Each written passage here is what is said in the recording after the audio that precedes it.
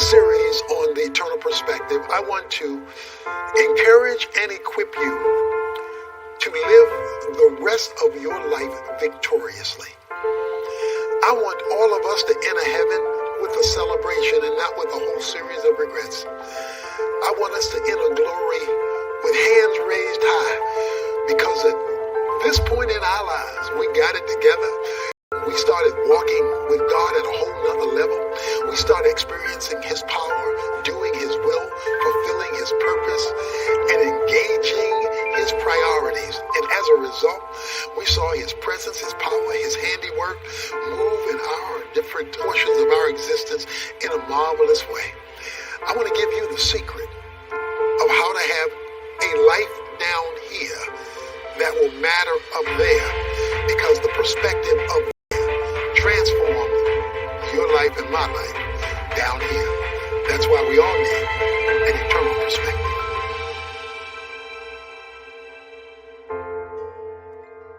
The question on the floor in our series, which is called The Eternal Perspective, is how do you put life together so that it works? So when it comes to living life, God chose a person who would be the best qualified to teach us about it. Not only did He choose the best person, He chose the person who I am going to talk about today to write a whole book in the Bible about your life and mine, coming from His life, and His life is the illustration. So there's one whole book in the Bible written about your life and how to live it and how not to live it. 12 full chapters written about that one subject. The man's name is Solomon. The book God gave him to write was Ecclesiastes. If anyone is qualified to tell you about life, it's Solomon. I mean, here is a man who was born with a silver spoon in his mouth. He was the son of a king. And yet, when he opens up his book, in Ecclesiastes chapter 1, the first 3 verses says, the words of the preacher, the son of David, king in Jerusalem, vanity of vanity, says the preacher, vanity of vanities, all is vanity. What advantage does man have in all his work which he does? And he tells you when he opens the book, I don't have anything to talk about. The word vanity means emptiness, worthlessness, that which is without purpose. He opens up his book talking about his emptiness. If any man shouldn't have been empty, it should have been Solomon. He had everything you and I dream for, long for, and go after. And yet his first words is vanity of vanities, saith the preacher. All of life is vanity. Emptiness. Purposelessness. And that's why we spend so much time trying to find something to turn us on, to light our fire, to give us a sense of worth, significance, and well-being. But wouldn't you know it? Soon as you look like you found it, you lose it. It's like when you score a touchdown in life, something crosses the goal line and you feel like, yeah. Looks like soon as that happens, somebody blows a whistle and calls the playback. So purposelessness is what Solomon wants to talk to you and me about. You know, people spend so much time trying to fake it to make it in order to at least give the impression I know who I am and what I'm doing. Life becomes meaningless and without purpose when it gets disconnected from God and eternity. The whole 12 chapters of the book of Ecclesiastes is about life under the sun. Under the sun means on earth, in time and space, where men live, work, play, raise families. That's life under the sun, where humanity operates. He says, when your life under the sun gets disconnected from life above the sun, when your life, my life, our lives, gets disconnected from God and an eternal perspective, you can expect to be able to say, as he says, vanity of vanity, saith the preacher. All is vanity. Takes us on a tour of his life. He gives us a sampling of how he tried to fill the hole that he was feeling deep down in his soul. A hole so big you could drive a Mack truck through it. And yet he wanted to get it filled. And so in chapter 2, he said, I'm a party. He said, I said to myself, let me test you, life. Let me find out what life is all about with a party. I mean, everybody likes a party. Everybody likes a jam. Everybody likes to be able to have a good time. He said, let me just have a good time. And so if I can have a good time, then I can feel alive. What did you do to have a good time? Because he says in verse 1, so go ahead and enjoy yourself. He said in verse 3, I explored with my mind how to stimulate my body. I wanted my body to feel something. I wanted to feel something. So he says, I drank wine till I couldn't handle it anymore. I tested pleasure that would turn my body on so that I would feel this sense of life and purpose. He says, I sought pleasure. Notice his words.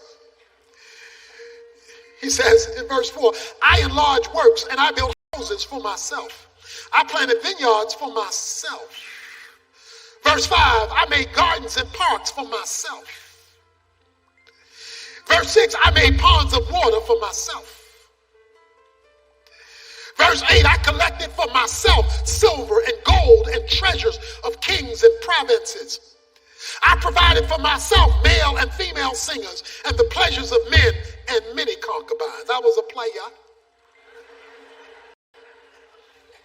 He said, and I did all this for myself because I wanted to feel it.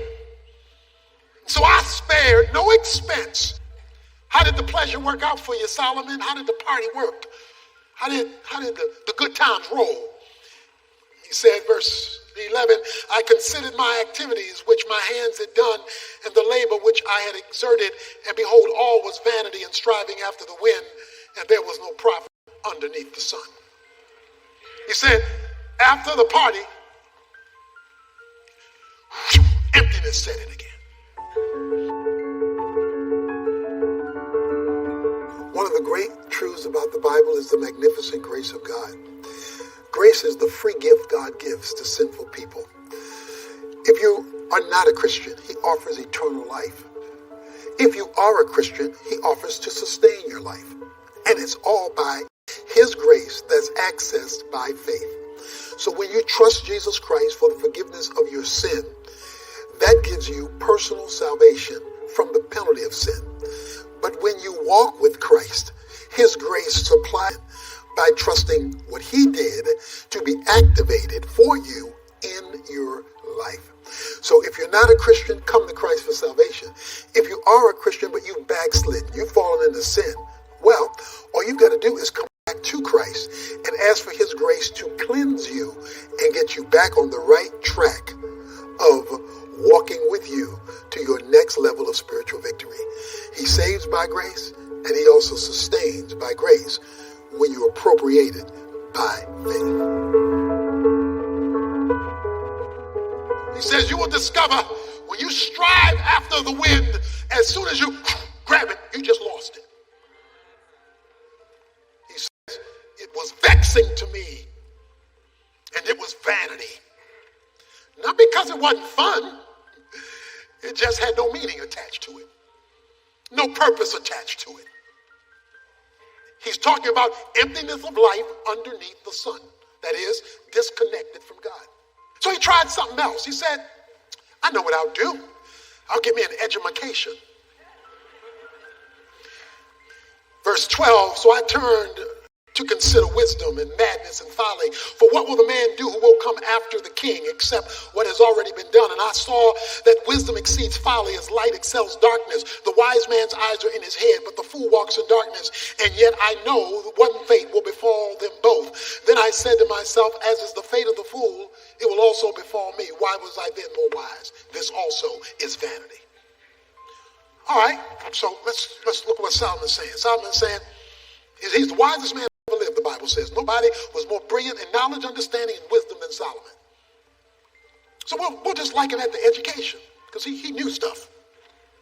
It's better to go to school and not go to school. It's better to know than to not know. It's better to be wise than to be a fool. He says that's better.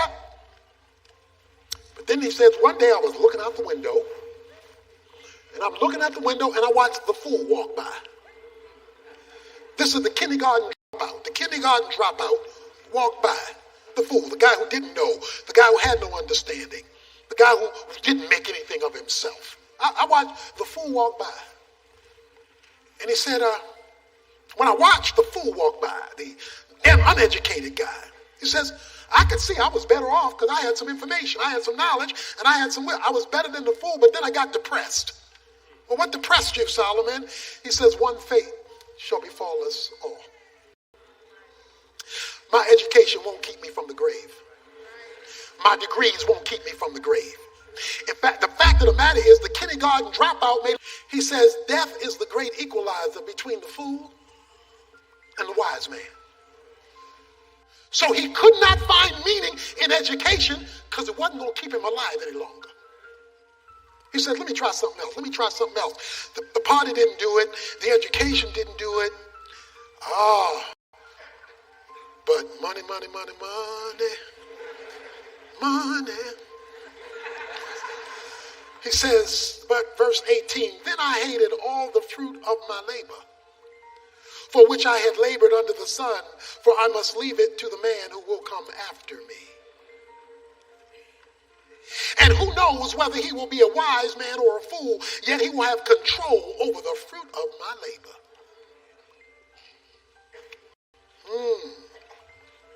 The fruit of my labor, that's your money and stuff money can buy. Okay? That's the stuff you can accumulate with money. Fruit of your labor, the productivity of your life.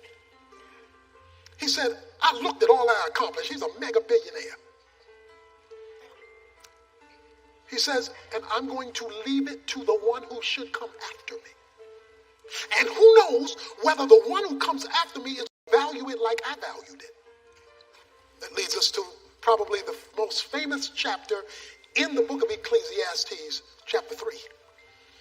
There's a time for this, and there's a time for that, and there's a time for this, and there's a time for that. Time to live, a time to die, a time to plant, a time to pluck, a time to laugh, a time to cry. He goes through this in the first half of chapter 3. There's a time, a time, a time, a time, a time, a time. What is he saying? He's saying, I got bad news for you. You live, I live, we live in a closed universe. Because as soon as you find out there's something to laugh about, something else is going to happen to make you cry. Soon as you find some peace, something else is going to break up to turn it into war. You are locked into a closed universe and there is no escape. That's why people are looking for ways to escape, because they're trying to break out of this closed universe. Because they feel stuck and stymied in things they cannot control that makes life hold them hostage in a way that they do not want to be jailed. God, why are you doing this? Why are you doing this? Verse 9 of chapter 3, what profit is there to the worker from that which he toils? I have seen the task which God has given the sons of men with which to occupy themselves. God, why do you have me trapped in this thing called life? When all I've got to look forward to, he has made everything appropriate in its time. He has also set eternity in their heart. Yet so that men will not find out the work which God has done from the beginning even to the end. I know that there is nothing better for them to rejoice and do good in one's lifetime. Moreover, that every man who eats and drinks sees good in all of his labor. It is the gift of God. I know that everything God does will remain forever. That there is nothing to add to it, and there is nothing to take from it, for God has so worked that men should fear him. God has boxed you and me in to time and space and made it so we can't break out of it to force us to him. He has set eternity in your heart. Now, you may not know it, but that longing for fulfillment, God said, is a longing for him. That longing for purpose is a longing for him. So he has set within time and space an empty spot that we try to fill with cheap substitutes in order to find meaning that can only be discovered in him, and he did it on purpose. He set eternity in your heart so that deep down where you live with you, unless you cover it over with fake stuff, there is this hole that only he can fill. So he wants life underneath the sun to get connected with life above the sun. He wants your human life to be connected with God and eternity. And to the degree that you connect eternity to time is to the degree you change vanity into victory. But as long as you disconnect it, you're trapped in something you cannot change. You are not living in the land of the living on your way to the land of the dying. You are living in the land of the dying on your way to the land of the living. So if you think this is it, you're going to live like this is it. If you know this is not it, then you will live as though it's not it, and you will find life in that approach. God doesn't mind you having fun as long as it doesn't exclude him. He doesn't mind you. He says to enjoy life. It is a gift of God. Don't misread that. He says life is a gift of God. Let me tell you what it doesn't say. Life is God. Life is a gift from God. Instead of a gift from God, you make your life an idol that competes with God. So many people live their lives as though your life is God, and God will never respect idolatry, even if the idol is yourself. Myself. Life without God is like a needle without a thread and a pen without ink. He says, enjoy life, just don't disconnect it from me. All that's legitimate to enjoy. 1 Timothy 6 says God has given you all things to enjoy. If God has given it and God's not excluded for it, God says enjoy it. Maximize it. Don't disconnect it. And so he closes with the last chapter of the book, chapter 12. And for those of you under 40, I want you to pay close attention to this, you teenagers here under 40, because 40 was the generational switch in the Bible. Once you hit 40, you are now in the next generation, which means a bunch of y'all are going downhill. Okay? If you're over 40, you're heading south. Okay? He says in chapter 12, the book of Ecclesiastes, verse 1, remember your Creator in the days of your youth, before the evil days come and the years draw near when you will say, I have no delight in them. A lot of people want to give themselves to God when there's nothing left to give. They want to read the Bible when they can't see. They want to hear a sermon when they can't hear. They want to serve God when they can't get out of bed.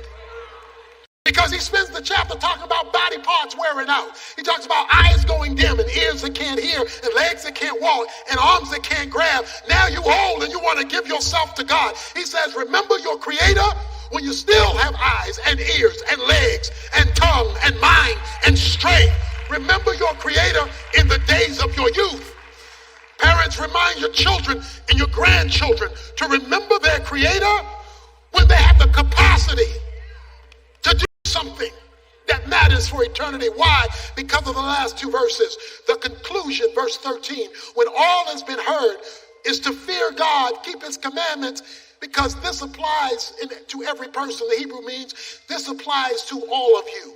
For God will bring every act to judgment, everything which is hidden, whether it is good or evil.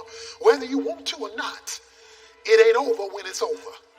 You're going to have to meet God. I'm going to have to meet God. So since we got to meet him and we don't have a choice, and he offers us purpose if we meet him now and not just wait to meet him then and enjoy the good things that he's given us along the way, he says you can have victory and not vanity. They tell you at Yellowstone Park, don't feed the bears. You go to Yellowstone Park, there's a sign that says don't feed the bears, because you will give the bears junk. They're going to lose their ability to eat from the natural habitat that they are living in every day because they keep looking for the junk, the sweets. They keep looking for the cotton candy. They keep looking for the peanuts. They keep looking for the touristy stuff. So when the tourists are gone, they don't know how to live in their natural habitat. So don't feed the bears. Look, don't let the world out there feed you and trick you so that you no longer can live as God wants you to live. You can't get rid of the tourists. They're all going to show up. But you can decide what you're going to eat and what you're not going to eat. Reggie Jackson had a nickname, famous baseball player. His nickname was Mr. October. Everybody knew him as Mr. October because in October, the boy would show off. I remember sitting there at the World Series and watched him hit 4 home runs in one game. I was watching 4 home runs in one game. Mr. October showed out. A news reporter came to him after the game and said, why, Reggie Jackson, are you so good in October? Reggie Jackson said, simple. Because I begin in the preseason in February to play with October in mind. So even though I'm in February, my mind is on October. And because I never lose sight of October, I can play well in February, March, April, May, June, July, August, September, and I'm really ready to show up in October because I begin with October in mind. So as you leave today, leave with eternity in mind, and you'll do well in January, February, March, April, May, June, July, August, September, October. Don't disconnect this life from the life to come.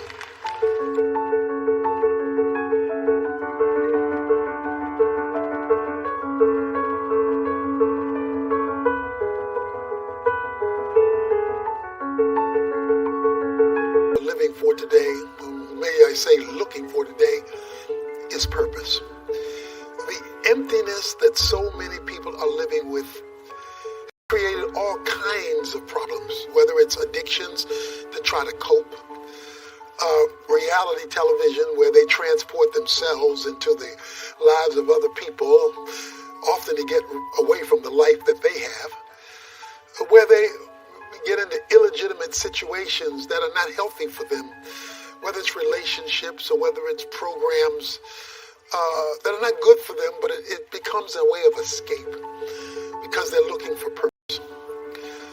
Well, it's pretty clear that God has set up life to not be able to have authentic purpose without him. He's created this vacuum in our soul, this space that only he can fill. And no matter what you look for or where you look for it, if it is an inauthentic, illegitimate attempt to find your reason for being outside of a relationship relationship with God, you'll be looking forever and never finding it. Because our rest, our purpose, and our reason for being is to be found in our authentic relationship with the living and true God. So I challenge you to pursue him for your purpose, because then when he gives you purpose, you've gotten the real deal, not a cheap, inauthentic substitute. Don't settle for imitation life. Get real life. Let God fill you with his purpose, and then you will not have to exist in the realm of vanity.